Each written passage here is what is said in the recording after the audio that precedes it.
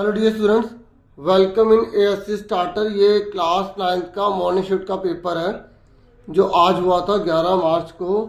तो जिन बच्चों ने पेपर दे दिया वो अपने आंसर मैच कर ले ग्रामर के, और जो बच्चे पेपर देने जा रहे हैं वो इस वीडियो में ग्रामर की प्रैक्टिस जो है वो कर ले। ठीक है, बाकी ये जो पैसेज है ना जो मैं आपको दिखा रहा हूँ, तो इस पैसेज के आंसर आपको आंसर की जो मिलेगी ना उसमें दिखा दूंगा। अभी मैं पैसेज के आंसर अभी डिस्कस नहीं कर सकता आपसे। ठीक है, बाकी आप चाहे तो कमेंट बॉक्स में आपस में डिस्कस कर सकते हैं। ठीक है, अब फटाफट जो है पहले पेपर देख लो, और जब ग्रामर का क्वेश्चन आएगा उसमें तो मैं फिर आपको व्याकरण जो है करवा दूंगा।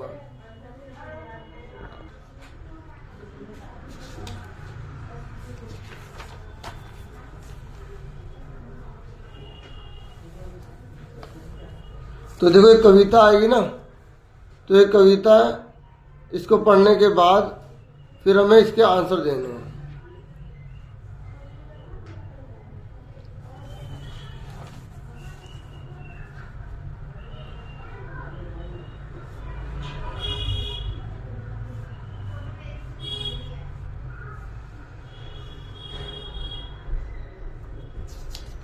देखिए थर्ड क्वेश्चन पर आ जाइए।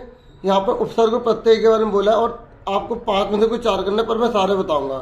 यहाँ पर बोला प्रतिभावान में प्रत्यय बताइए, तो इसका आंसर क्या होगा? देखो प्रतिभा जमा वान, तो पीछे क्या लग रहा है? वान, तो इसका आंसर सी आ जाएगा। फिर ये कह रहा है असंख्य में कौन सा उपसर्ग है? तो आ लगा हुआ है, तो आ जो है उपसर्ग आएगा। उपसर्ग जो होता है आगे लगता है, प्रत्यय पीछे लगता है। ये कह रहा है पहाड़ी शब्द में मूल शब्द और प्रत्यय अलग कीजिए, तो पहाड़ जमा ई, तो इसका आंसर ए आ जाएगा। ठीक है, पहाड़ जमा ई, बड़ी की मात्रा तो बड़ी ही आ जाएगा। फिर कह रहे कुमार्गी शब्द में आपको क्या पता लगाना? उपसर्ग और प्रत्यय दोनों पता लगाना। तो एक होगा कु, उपसर्ग हो गया, और बड़ी की जो मात्रा है वो हो जाएगी प्रत्यय। तो अब आप ढूंढ लो इसमें, ये लिखा कु और ई, क्योंकि इसने बोला उपसर्ग और प्रत्यय आपको दोनों बताने हैं। फिर यहाँ पर आपको मैचिंग करनी है।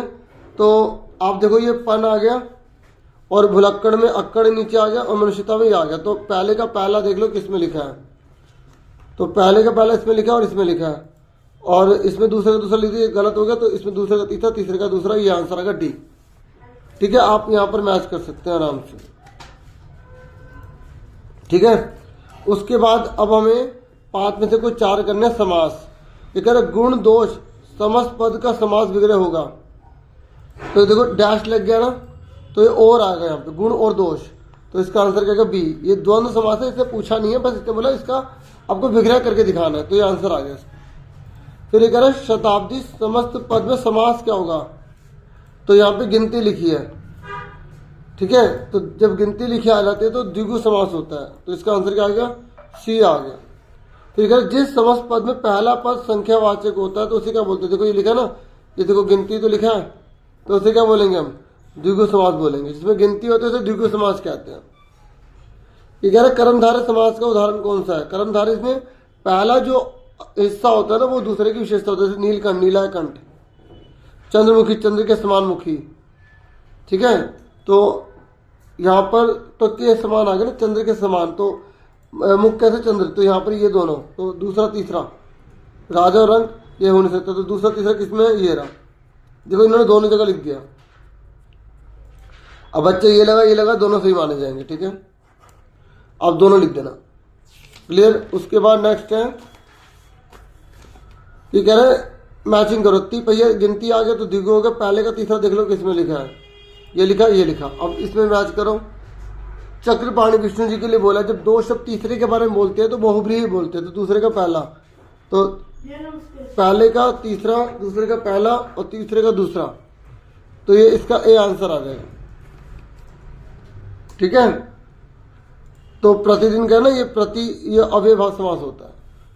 फिर उसके बाद नेक्स्ट है आपको अर्थ की दृष्टि से वाक्य के भेद बताने हैं। 4 करने हैं आपको। कितने करने? 4, पर मैं आपको 5 बताऊंगा। क्या तुम सोने से पहले ब्रश करते हो? क्वेश्चन पूछ रहा है, तो प्रश्नवाचक आ जाएगा। फिर कह रहे बारिश रुकती तो मैं घर जाता, तो यहाँ पर संकेत दे रहा है, तो संकेतवाचक आ जाएगा। फिर गीले कपड़े धूप में सुखा दो, तो ये निषेध बनाना है, नहीं लगाना नहीं, तो नहीं किस में लग रहा है? देखो इसने बोला गीले कपड़े धूप में सुखा दो, इस वाक्य को निषेधवाचक वाक्य बनाना। निषेध मतलब नहीं लगाना होता है, तो नहीं या मत ये लिखा, गीले कपड़े धूप में मत सुखाओ। या क्वेश्चन मार्क आ गया, चाहिए आ गया, ये वही लिखा है, तो इस तरीके से इसका आंसर डी आ जाएगा। क्लियर हो गया। उसके बाद नेक्स्ट है, जिन वाक्यों में इच्छा, कामना या आशीर्वाद दिया जाता है तो वो कौन सा होता है? वो होता है इच्छावाचक। कितना आसान था ये। फिर अगर संदेहवाचक कौन सा है इसमें से? शायद आ गया, तो ये आ गया आंसर। देखते हैं आंसर पता लग रहे हैं बच्चों, मुझे पूरी उम्मीद है आपने बहुत अच्छा पेपर किया होगा और आपके बहुत सही जा रहे होंगे। कमेंट बॉक्स में जरूर बताना कि कितने सही निकलते हैं। फिर ये कह रहा है अलंकार पहचानो, मेरी काल कोठरी काली। देखो यहाँ पे क आ गया, तो कौन सा अलंकार है? अनुप्रास अलंकार। जब पहला वर्ण समान होता है तो उसे अनुप्रास बोलते हैं। फिर कह रहा है क्षितिज अटारी गहराई दामिनी दमकी। तो अब आपको इसमें अलंकार पता लगाना है।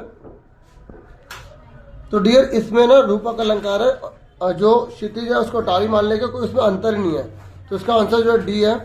फिर यहाँ पर बोले या मुरलीधर, देखो मुरली दो बार आ गया और दोनों अलग अलग हैं। यहाँ पे श्री कृष्ण भगवान जी और श्री कृष्ण भगवान जी और यहाँ पे मुरली जो बजाने वाली है, तो दोनों के अर्थ अलग अलग है, तो उसे हम बोलेंगे यमक अलंकार।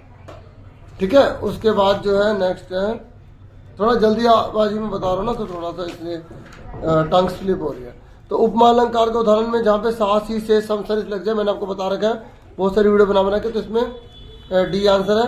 फिर अड़ा में इसने पूछा है कि नहीं दो वस्तुओं के गुण, आकृति, स्वभाव आदि में समानता दिखाई जाए या दो भिन्न वस्तुओं की तुलना की जाए, तो कौन सा अलंकार होता है?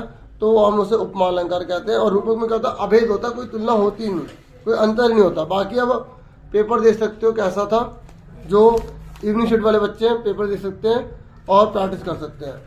बाकी मॉर्निंग शिफ्ट वाले बच्चों, ये जो आंसर है इसको आपको अलग से प्रोवाइड करूंगा अलग वीडियो में।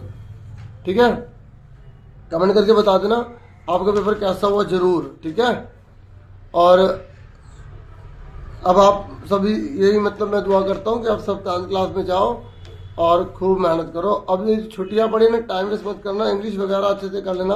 ये जिस सब्जेक्ट में आपकी वीकनेस है उसका बेस अच्छे से कर लेना। ये 20 दिन बहुत होते हैं, टाइम वेस्ट कोई नहीं करेगा। बाकी आपकी मर्जी है, इंजॉय करो जैसे मर्जी करो। 2 घंटे 3 घंटे दे दोगे पढ़ाई का तो कुछ नुकसान नहीं हो रहा। बाकी मैं तो समझा सकता हूँ, बड़े समझा ही सकते हैं। अब छोटे जो समझ जाते हैं वो आगे बढ़ जाते हैं, बड़े बन जाते हैं। फिर वो बड़े होकर भी छोटे हो जाते हैं जो समझ नहीं पाते हैं। ठीक है, ये था पेपर। वीडियो को लाइक, चैनल को सब्सक्राइब कर देना। ठीक है, संवाद तो आपको पता हो 2 जनों के बीच की बातचीत होती है, इस तरीके से दोनों में से एक करना होता है। Thank you for watching and listening carefully. Take yourself dear students. लघु कथा में अपने बना के लिखना, कुछ भी लिख दो आप। Take yourself dear students.